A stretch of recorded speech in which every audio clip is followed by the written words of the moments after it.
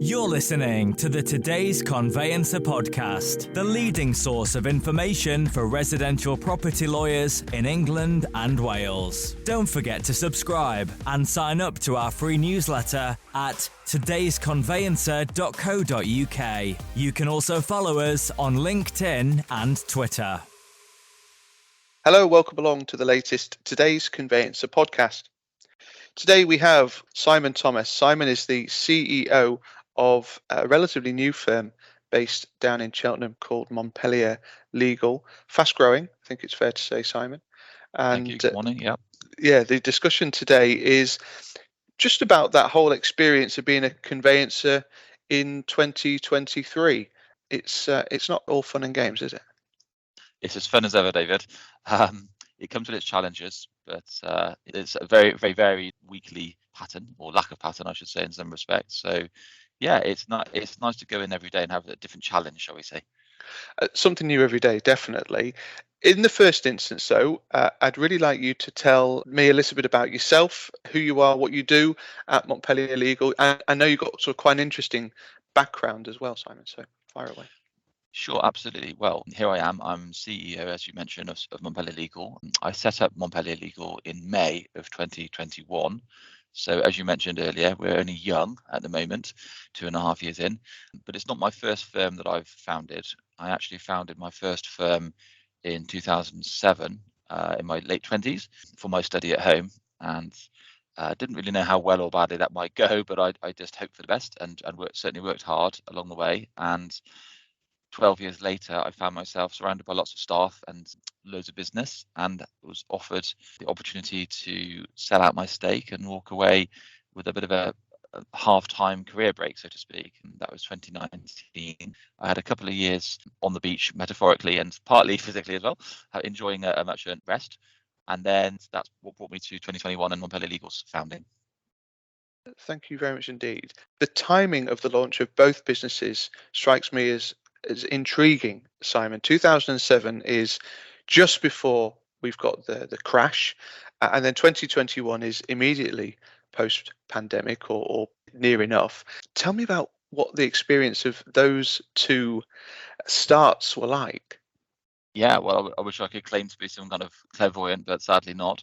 In a way, really, really good grounding for me and for the businesses, because if you think about it, to set up from scratch in a really high booming market, which was 2007, almost all-time booming, and then within 6 months for the brakes to screech on in the market, I think mortgage brokers dropped in half in terms of number of referrers, and obviously big hit for everybody agency-wise. So that was interesting, but I think because we were little at the time and modern, we didn't have all these big fancy offices. We hadn't grown fat, so to speak, as a firm with management mid-layers.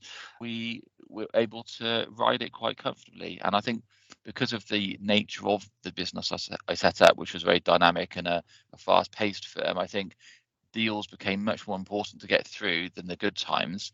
So agents and brokers were seeking dynamic, modern, quick firms more then than before. So in a way, a good firm in any industry, I've always felt will thrive in a bad market almost as much as in a good market. There's a wonderful study by McKinsey in which they identify that firms that continue to promote and market themselves during a downturn actually come out of that something like 30% ahead of people that don't during that period, which is a really interesting study. 2021 is slightly different in that it's post-pandemic. What was the influence around the timing there? Yeah, well, I wasn't able to do it sooner than that. So when I say I had 2 years break, it was an enforced break, i.e. not to compete. But don't get me wrong, I very much enjoyed the time off and welcomed it and wanted it and needed it, so to recharge. So it was good to have that break. And in a way, actually, again, fortuitous, the fact that, as you say, it felt like the morning after in terms of the market. Everyone was law firm wise and agent wise was almost broken from the extreme nature of the volume of cases that had to be shunted through in a compressed period of time. So for me to come along with complete capacity, the most modern systems on the market, saying, guys, I'm really keen to do some work here. You all know me from the past, give me a try. Whereas everyone else was kind of off work with overloaded and overworked, and firms weren't looking for work at all. So it was what they were looking for, really, in terms of someone with a lot of energy, that they know had a proven track record and was raring to go again. So I was very pleased at the timing because it felt like the right time to go back in. You've alluded to the fact that obviously 2020, very, very difficult period for conveyancers. Whilst you might well have been sunning yourself on the beach during that period, there was obviously a desire to come back into the industry. Dare I say, some people might think you're mad, Simon. You got out and you wanted back in. In a way, though, I think that's quite nice because you're right in the sense that I didn't need to come back in. Is the point? So you're right that I chose to come back in because I must a glutton for punishment. Some people might say, but in all seriousness, I did actually miss the thrill, the variety, the interaction with all not just lovely staff in the prior firm, but also all the mates the agents became mates, good mates of mine, and just the rush and the tumble of conveyancing. I didn't think I'd miss it till I did. And then I thought also, I guess I was pretty good at it at the time. And I thought, well, a bit young to give myself 30, 40 years without working. So I thought, why not do it again and do it the way that you feel that would be the best option. That's the beauty of the new firm, is that I scoured the market for the best available synergies, integrations known to man in this country for UK conveyancers. I was very fortunate to have an investor, a silent investor, that backed me, which was very humbling for me. He said, if you're going to do another law firm, Simon, I want to be right behind that. Here's some money. So that was very humbling, and it, I guess, added to my desire to make sure that I wanted to make it a proper, in brackets, a proper business again, and do him proud and myself. And so, yeah, I was in the fortunate position that I could pick whatever tech I wanted. It didn't matter on the cost, get the best staff I could. Didn't matter particularly on the salary. We could pay very generous salaries and packages. We wanted very good quality modern premises. I want everyone to have a really wonderful work environment. Put on a spread of training, whatever anyone needs or wants, they can have without nitpicking over budgets. Best of everything, basically, because that would give me and the business the best chance of flourishing. And as you say, just at a time when all the other firms are, people off, unfortunately, with various issues in terms of being overworked at those establishments. So I thought, what a perfect time to get the best of everything and go plunging back in. And that's what I did. And even with all that in mind, I didn't expect it to go nearly as well as it's already gone. So that's been a really pleasing for me to enjoy that. There's a lot of firms that have got tech legacies, a lot of firms that have struggled to innovate and move forward, particularly with the opportunities that technology provides. What does starting again mean? What opportunities does that present? You said you scoured the tech environment for the very best of what you could find. Good question. So there's no doubt in my mind that given that conveyancing, unlike some areas of law, given that conveyancing is a process, clearly getting from A to B means that it needs to look in a certain way, doesn't it? There's certain mandatory and legal things that all firms have to comply with and do.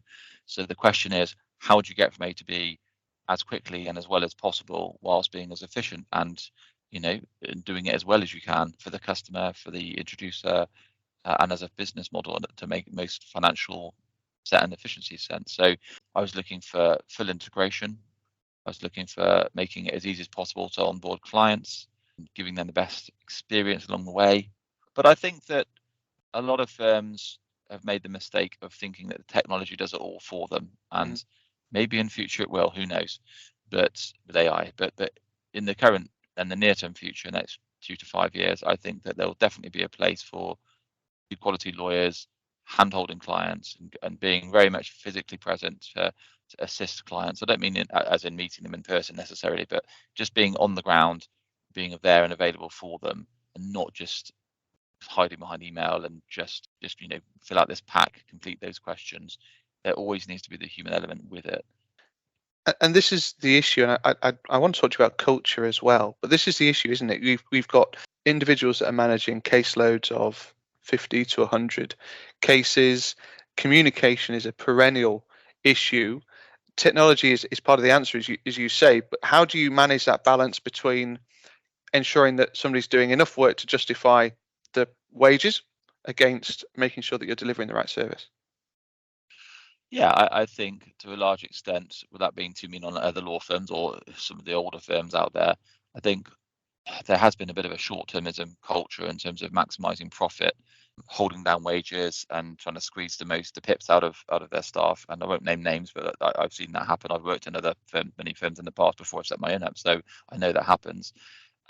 Whereas for us, there's no point saying the right thing to staff and saying we're going to be good to you and then not being good to you. You actually genuinely have to be generous with them. And I'm not just talking financial, I'm talking about time off, working environment, showing you care and actually caring. And if you do those things, it does reward you, because the ratings and reviews we've got, I've not seen, and anyone can feel free to correct me if I'm wrong, but I have not seen in this county that we're in, and even beyond that particularly, a firm with the level of average rating that we've got already. I think the point I'm trying to make is that happy staff equal happy clients. We all know that. We all say that. Do we practice that? I'm not sure all firms do, but there's no doubt in my mind that the happier your family is, your work family, the more likely they are to give the best possible service to your clients. And surely that's the end goal for any firm in business, isn't it? Well, can I drill into that? Because the fruit bowl, the ping pong table in the kitchen, I've described that as at times paying lip service to culture and well-being and looking after staff. What does it mean for you guys? Yeah, I think you've hit upon something I agree with, which is that there are firms out there that just make grand gestures or shout a lot about all the stuff they do for staff. Whereas if you ask the staff, they're like, well, we don't see half of that. Really? Is that really how you feel about us? Because it's not what we feel and see. And it's about the little things. If someone's poorly, if someone's had a sadness at home, bad news, someone needs a perk up. There are so many little human things that we would do for our own family or friends. And we just seem to think, as bosses and owners of law firms historically, oh, well, they're our staff. They're paid, get on, come in and do the job. We don't care if you're going through tough times. So if you actually take a different approach to that you actually care, and then you display that to people and you demonstrate that through your actions, whether it's a bereavement, whether it's failing an exam, it's saying, look, it's okay. It's not going to affect your prospects here. We're going to support you. It's going to be okay. The same as you would for a friend or family. Then as long as it's genuine, which in our case it is, and I don't see why anyone couldn't be genuinely actually care about people. I don't see a problem in a firm adopting that culture. Then it works. It works in the sense that people know that someone's got their back. And I've worked in firms again where I used to describe it to my friends as a viper pit. And what I mean by that is that each colleague is out for each other. They're trying to make themselves look better and stand on the head of their colleagues. And it was the most unpleasant work environment I've ever experienced. Even as what I consider to be a robust, confident guy, I wasn't enjoying life right at the moment. It really spoilt my, I was doing a long commute to get there and back, and it was just an awful time in my life. And it was only for a few months before I decided that was enough. And I think having experienced that in a way, that's helped me to realize how people must feel as depending on how you're treated. So that's in a way that's been a blessing for my staff, because they hopefully know that that's not how I want them to feel. Drilling into things like office and hybrid working, what's your attitude towards that? How have you managed that across the staff? Yeah, when it comes to, we're quite excited. Well, we're very excited at the moment. We're about to move into a very modern office, and it's not just the actual office; it's also the location of it. It's unusual in a good way. I call it. It's called the Brewery Quarter. Sadly, there's not many breweries there, but for me, but no, it's full of retail and leisure activities, and there's something like 15 restaurant chains with literally within a 30-second walk, all within the same centre. So for me, as an owner with a bunch of staff that want to have fun and work hard along the way, whether it's before work, at lunch, after work, there's darts, there's crazy golf, there's bowling, there's axe throwing, there's all sorts of a cinema. There's so many activities. There's a lovely dining experience that they get discount on dining at all these kind of well-known chain restaurants.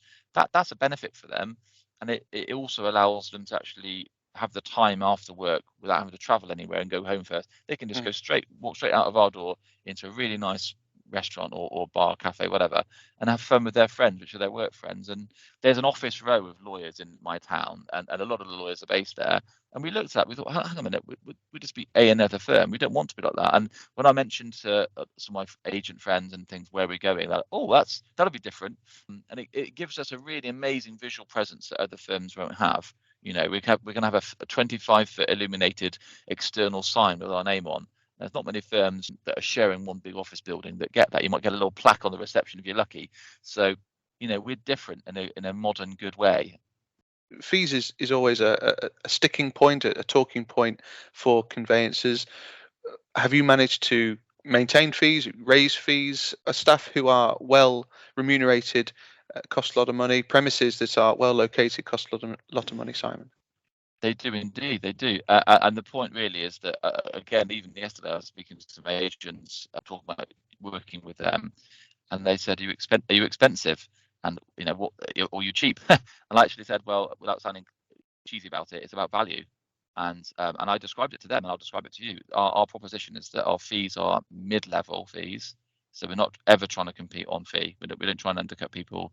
But equally, we know from what the market takes, we know what the top is, what the bottom is. As long as you know your market, you can place yourself where you're comfortable. So by placing ourselves in the middle with our pricing structure, but delivering superb customer experience, as I've said, and our reviews speak for themselves, Trustpilot, etc. The value proposition, therefore, is good, is strong. So when agents are recommending us, or people look online at us and they understand how good we are at what we do, and then they're pleasantly surprised that our fees, they're not cheap, they're not, and I wouldn't want to be cheap, but they're not eye-watering. They're very reasonable for what we deliver. So the overall value is fine, which means that we can sustain the generous packages and good location for our staff, whilst not taking the mickey out of any clients with fees. So it's a good balance. You've talked about the success that the business has had so far, and I don't want you to share any secrets with me that you don't want to, Simon, but how have you gone about sourcing work, and how have you talked about the fact that you've got some relationships historically, but you presumably you need to go out and win some work. Have you sought out panel work, for example? Yeah, again, I'm not going to give you specifics about panels, but we are on some reputable panels, two very reputable panels actually. And again, one of them, blew me away that they thought that highly to put us on it. So that's really special for us to recently go onto that one. We're banding around generic words like growth. I'll give you some stats on that. So just like last time, I set up in the study in 2021 May. I recruited from day one a lovely young lady straight out of law school. Hadn't even got a degree result, but I thought, well, she's eloquent and well spoken, and in terms of being able to be a good communicator with our clients. It's clearly bright, and I thought, well, what a perfect opportunity for her and me and the firm to get started. So we both worked from my two studies at home and started the business. That was May 21. Within 12 months, we had something like 12 to 13 staff. So we gained almost a member of staff every month that we were trading, which is not bad.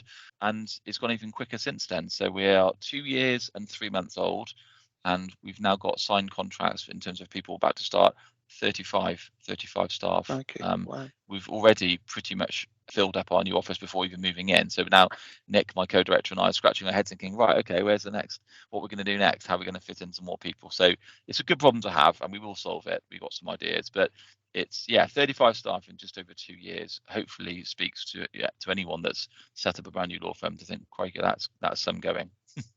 Yeah, and recruitment's a real challenge for conveyancers at the moment as well, isn't it? So how have you found that challenge, and what have you done that's brought you success?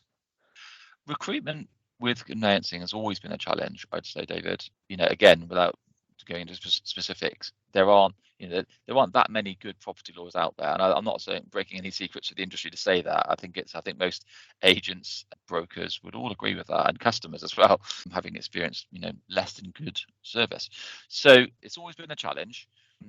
I think part of it is knowing what to look for in getting good staff. So obviously I've got the experience from doing my last business to know what we look for, and one of the biggest things we look for has got nothing to do with which school you went to, what your exam results were, as long as they're competent, don't need to be stunning. It's about the attitude. It's about how they are able to communicate clearly. Are they positive mindset? Are they hardworking? Do they get the project? Do they want to come in and grow with the project? Are they bold and brave and think, I want a bit of that. That's me for my future, because that's the kind of people we very much want and hadn't been lucky enough to find. I say lucky enough to find, I guess when you first take on 2 or 3 people and they say how great it is, they tell their mates, they share things, then another couple join, and it spreads it like a virus, but in a good way. we're chatting, and it's very recently been A-level results day. There's lots of stories on my LinkedIn feed, for example, of people who have had setbacks, perhaps at A-level or at degree level, and lots of really positive stories about the fact that they don't have to define you. Sounds as though that's very much the strategy that you adopt. Yeah, amazingly, I heard on a radio show this week, I think from the Education Secretary, speaking to a bunch of people about A-levels and saying that actually in 10 years no one will care what your A-levels are, which took some by surprise for the Education Secretary to say that. But I actually agree with it, actually, and that's real life, isn't it? That it's stepping stones, and yes, the better the grades, the better the university, and in theory, the better the job. But I think modern working isn't quite like that, and as I for one have said, as an employer, that we're not just looking for the best possible grades because you've gone to the best possible school. It is about what the individual and what kind of a person are you, and surely that should be what it's about. I want to ask you about the market and talk to you about what your view of current conditions is. But before I do, I want to ask you a question which I've asked a lot of people over the course of the podcast that we've done, Simon, which is around what your view of what conveyancing looks like over the next 2 to 5 years. You've talked earlier about the fact that AI may very well have a role to play, and it seems strange these days when you don't have a conversation about AI. But what's your view of how conveyancing might change over the course of the next 5 years?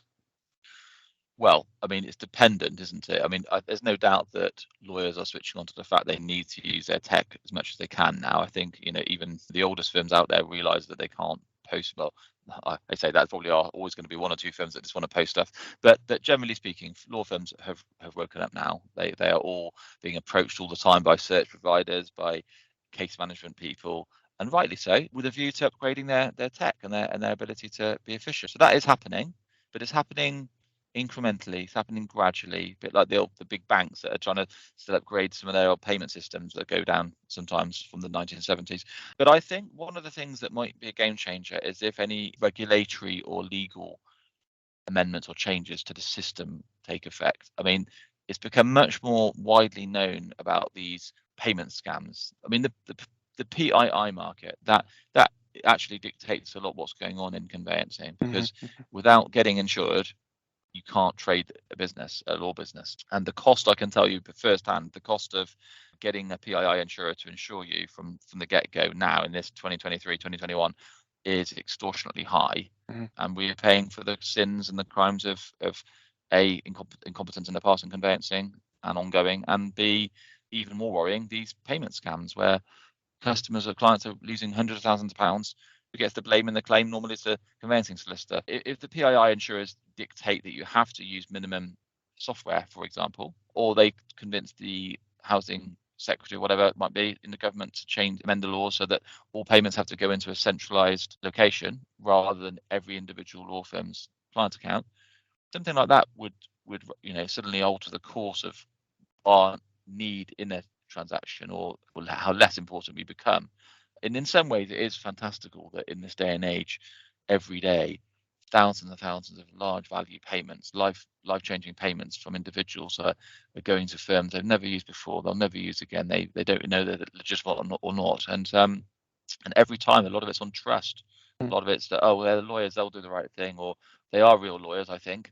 Are they or not? So all the risk involved. And what do insurers like risk? Not particularly. So depending on how the level of fraud goes, and it seems to be getting worse, not better, with these sophisticated payment scams and trickery, it could be that changes how we operate and what we have to do. Before we started recording, we were talking about another issue that I know you kind of want to talk about today, Simon, which is associated with the regulators around joint representation. Customers, especially clients, the public, they don't understand that they can use a licensed conveyancer or they can use a solicitor's practice, and they actually have different regulators, and the regulators have different rules on what you can and can't do. And it's like managing two banks, and you've got one bank can do certain things and the other bank can't do that. It's insane that in this day and age, lawyers overall, generically, they've got different rules of the game. One classic example of that is, in the past, solicitors, if they had two established clients and they had two law firm offices, they could act for a seller and a buyer. this on the same transaction, and they Mm-hmm. effectively double up on their fee. Since they changed the rules, the guidance to outcomes focused regulation, they removed all those specific exemptions, allowing you to do that, and left it entirely on the solicitors to choose whether or not they felt it was okay or not. Now, we all know what solicitors are like. We're like risk averse, aren't we, as a general rule? And we want to keep on the right side of the regulators, quite right too, which is fine. So those specific rules that used to allow you to do that, they have stayed in place under the other regulator for licensed conveyancers. So they can carry on regardless, acting for sellers and buyers, and solicitors can't. And when we're talking about the whole purpose of the outcome focused regulation, it was with a view to giving consumers a fair choice and making it nicer for them and better for them. But actually, you're not. You're letting them go into a more perceived to be more risky idea with a licensed conveyancing firm than a solicitor's firm. And I've genuinely got nothing against licensed conveyancers at all. That often they're as good, if not better, than solicitors in conveyancing. But it's a principle of the fact that how can a consumer not even know, not be told, but it is the case that they have firms that can do something in one hand, and they can't if they pick another firm. They don't even know they're doing that when they're making the decision as to who they're picking. They have no clue about that at all. So to me, that's fundamentally needs looking at by the regulators. It doesn't make any sense at all to me that people in the same industry are under different rules. It's crazy. I was speaking to an agent yesterday in Bath, and they said we walked in there just cold. Said me and my co-director said, "Oh, we're looking to see if we want to work with you, or you work with us."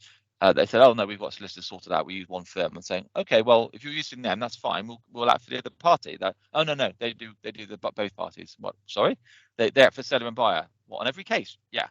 That's a solicitor's firm. So we're thinking, and we know another firm locally that consciously, proactively tries to get both cases and tells customers that it's going to be better for you because the other party's using us too. So you've even got law firms out there taking one view on it, one stance on it, and other firms that I know, including us, that will say actually no, maybe 1 in 10,000, but generally speaking, you're not going to do this. You shouldn't do this. It increases the risk of conflict. It shouldn't be done. So it's a really strange thing that you've got there, where you've got people almost at a competitive disadvantage depending on how you see the regulation. Surely regulation should be clear for everybody. There's this huge drive for consumer choice, isn't there? And it started with pricing transparency, and the LSB and the Law Society and the SRA are all marching towards greater transparency and improved consumer choice. I suspect that issues like this will continue to be in and around the sector for a little while yet, certainly while the regulators don't provide clarity around them. Yeah, and you do get outfits out there that I've seen it. I've seen a quote a customer sent me from another firm where you've got, I think the fee was 150 quid fee, and then right down the bottom after all the expenses, they then said, oh, setup fee 230 quid. Talk about hiding the fee, messing around and making it more confusing for consumers. And they're like, oh, their fees are much cheaper than yours. Well, actually, if you look at all the all the extras, it wasn't. Let's talk about current market conditions. We're chatting, it's August. What's 2023 been like for you, Simon? And what are your kind of predictions for the rest of this year and into next year? Yeah, well, the first half of this year, I think for a lot of firms, but certainly for us, has been growth, has been really busy. It's been surprisingly busy activity in the market generally. August, we've seen the usual summer slowdown. I think people forget, people have short memories, and every August people think, oh, the market's gone quiet. What's going on?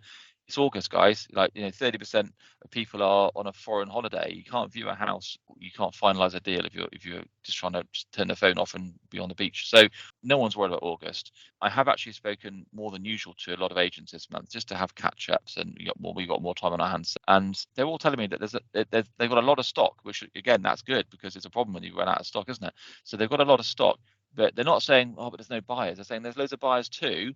But they're just saying that there's this kind of impasse in pricing. Mm-hmm. So I think actually, rather than there being a fundamental issue of supply and demand, I think it's more of a mental leap that either buyers or sellers are going to need to make. Buyers are expecting discounts because of the external media talking about interest rates. Vendors often aren't, not many distressed sellers, maybe a few more than before, but an absolute minority. So a lot of vendors, they sat on a lot of equity, and they don't have to sell for less than they feel that they can squeeze out of a property. So I see that as a very short-term issue. We saw the same in 2008. It quite quickly went from a very much a seller's market to very much a buyer's market, and then it leveled out again. And these things happen.